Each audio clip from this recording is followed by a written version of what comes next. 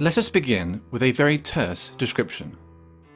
Cultural Marxism is a broad term which refers to the advocacy and application of critical theory, and more generally to the cultural, political, and academic influence of certain elements within the contemporary left. The roots of cultural Marxism are to be found in what is commonly known as the Frankfurt School. The term arose informally to describe the thinkers affiliated or merely associated with the Frankfurt Institute for Social Research at the Goethe University in Frankfurt, Germany during the interwar period. Critical of both capitalism and Soviet socialism, they sought to address the perceived shortcomings of classical Marxism in the pursuit of societal change. Their work came to be referred to as critical theory. Defining or categorizing critical theory is exceptionally difficult, for it pertains to a broad, almost disparate set of ideas, individuals, and approaches. The underlying and enduring aspect of critical theory, common to all its offshoots, nonetheless, is the creation of interdisciplinary theories that might serve as instruments of social transformation. During the 1960s, the Frankfurt School critical theory gained traction with some segments of the left-wing and leftist thought in both Europe and North America. Today, its influence is felt throughout Western academia, dominating the social sciences and humanities. Gender studies and whiteness studies being two such examples. One of the most influential critical theorists and an original member of the Frankfurt School was Herbert Marcuse. A cursory glance at any paragraph written by Marcuse will set alarm bells ringing for anyone even remotely familiar with the current culture of intolerance on college and university campuses. Consider the following passage from his 1965 essay, Repressive Tolerance. The small and powerless minorities which struggle against the false consciousness and its beneficiaries must be helped. Their continued existence is more important than the preservation of abused rights and liberties, which grant constitutional powers to those who oppress these minorities. Social justice, feminism, neo-progressivism, and post-colonialism, to name but a few, are all movements inspired by or born out of critical theory, and thus all come under the umbrella of cultural Marxism. Be it gender, sexual orientation, family, race, culture, or religion, every aspect of a person's identity is to be questioned, every norm or standard in society challenged, and ideally altered in order to benefit supposedly oppressed groups. Classical Marxism saw class conflict as occurring between the bourgeoisie and the proletariat, between the haves and the have-nots.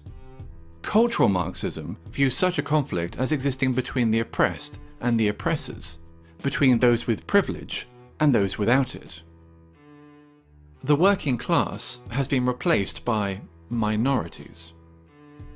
Majority groups are typically defined as privileged and oppressive, with minority groups accordingly labelled underprivileged and oppressed.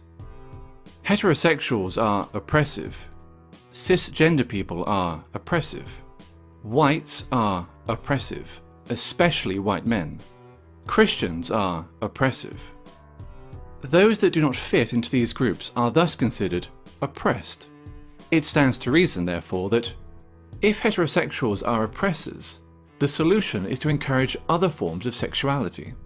If whites are oppressors, the solution is racial diversity. If cisgender people are oppressors, the solution is to encourage transgenderism. If Christians are oppressors, the solution is to propagate Islam.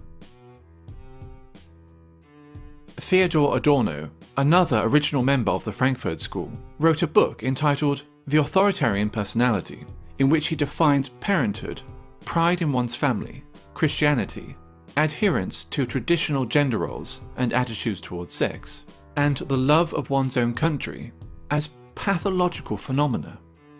This tendency to pathologize opinions and life patterns, which are not in accordance with its own political ends, is characteristic of cultural Marxism. Differing views are thus described as irrational fears or phobias.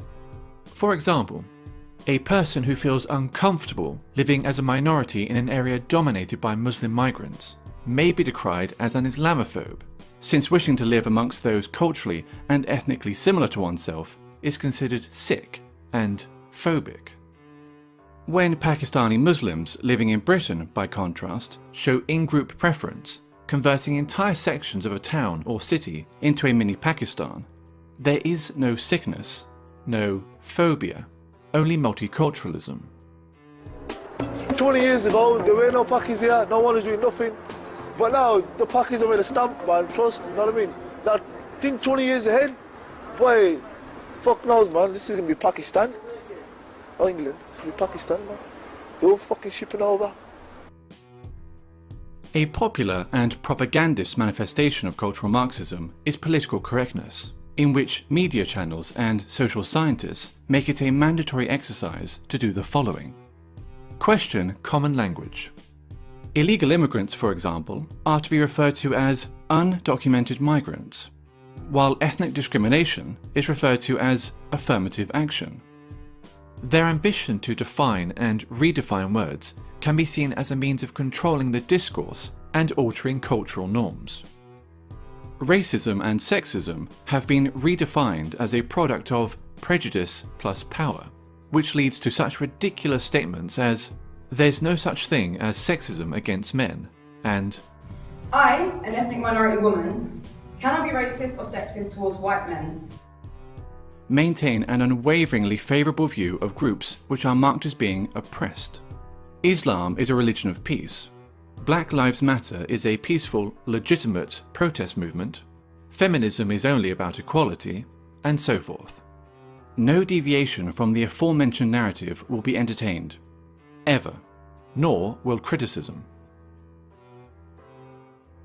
While communism, as Marx envisioned it, offered the resolution of class conflict in a utopian social system, all that cultural Marxism offers is a desolate form of eternal warfare between ever more narrowly defined groups of offended minorities.